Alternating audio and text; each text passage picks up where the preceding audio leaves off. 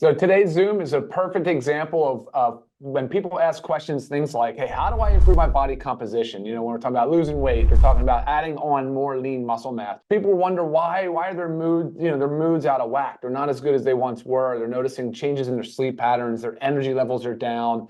Their hair, skin, nails is, thinning, and obviously things with age play into it as well. But there's a huge dietary component that is the solution to a lot of these challenges. And that's what we're going to talk about today, guys. So let's get into it. Yeah, I think a lot of people think, especially when it comes to weight loss, they think I have that last 10 pounds that I just can't seem to budge. And I can guarantee you, most of you out there are under consuming in protein. It's a very easy thing to under consume it.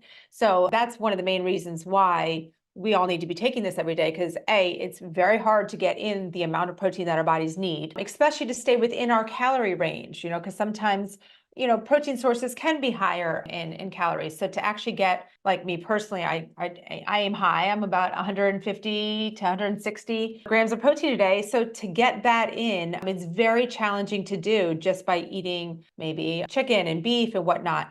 Our protein, this amazing protein, is 20 grams of protein for 100 calories. So very easy to do.